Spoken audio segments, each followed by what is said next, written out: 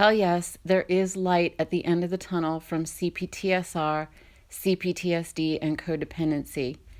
If you want further study after listening to this video, please download my book Sanctuary at joybasedliving.com. It is currently available for free. When you subscribe to our Joy Based Living email list, you can go to joybasedliving.com to do that. Let's begin.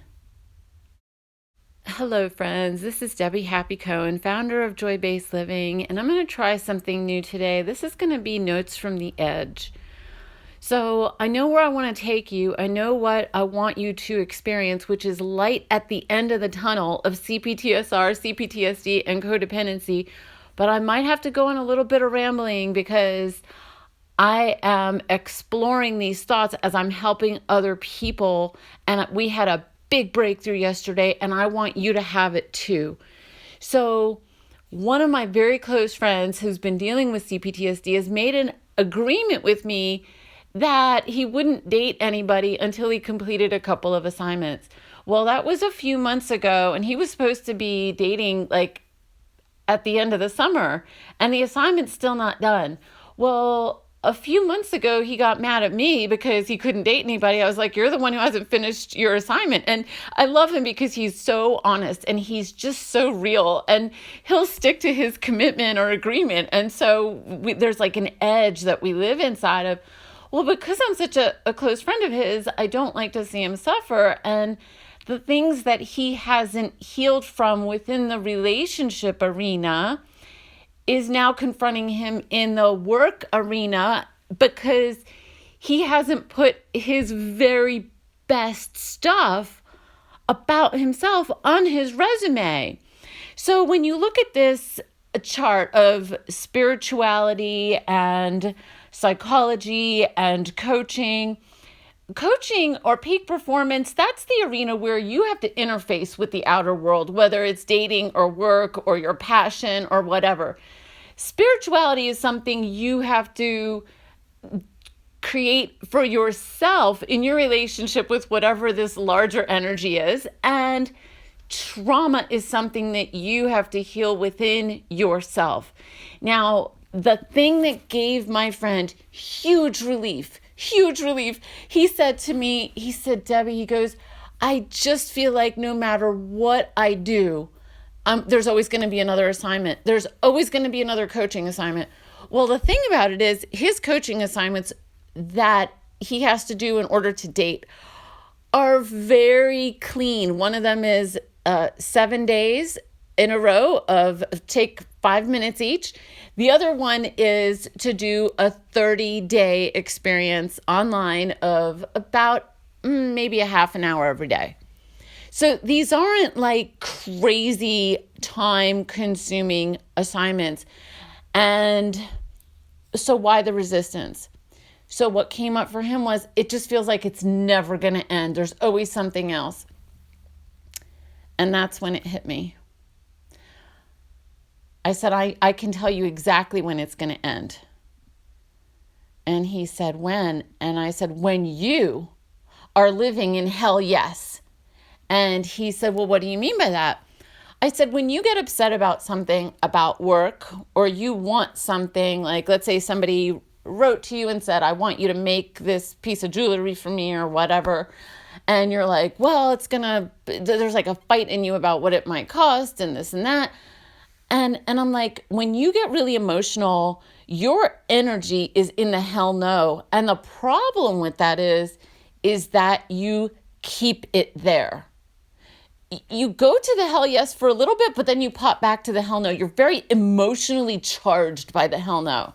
And I'm like, your trauma coaching will be complete when you're living in hell yes. And that means you're self-championing yourself.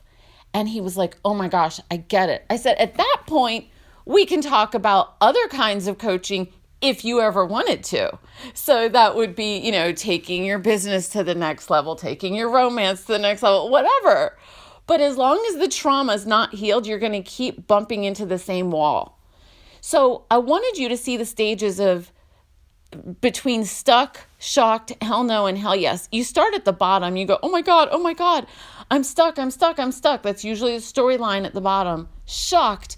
Now, neurotypical people who haven't been traumatized, if they go through stuck and shock, when they do, they don't stay there very long. People who've been traumatized, especially complex post-traumatic stress, if it's not resolved, you can live a lifetime in stuck and shocked. That's why I'm doing this video. That's why I'm doing all these essays and blogs. Well, where a lot of people get stuck in the healing process is they go, hell no. And because there's so much energy in that compared to feeling stuck and shocked, it can be easy to believe that that's life. Life lives in hell no. There's another way of bypassing living in hell yes, and that is keep asking spiritual questions. Asking questions about enlightenment, asking questions about God, asking questions about 12 steps. And one of the fears that my friend had was he's like, every healing thing that I see out there just seems to be never ending. People go into addiction, trauma, or addiction healing or whatever, and then, they're in a 12-step program forever or whatever. These were some of his fears, and he was right. So when he saw that all he had to do, well, I say that, all you have to do is live in hell yes, he knew what to aim for. Now he knows what to aim for. I believe that now he's going to get those assignments done. I'll keep you posted about that. But I think that was a pretty big breakthrough. He still has to finish his 7-day and his 30-day assignment. But now that he knows where he's going and he knows that there's an end to the trauma part of coaching, he just looked like the weight of the world had been taken off of his shoulders, and there was a light in his eyes. And I thought, I want that for you, dear listener, dear reader.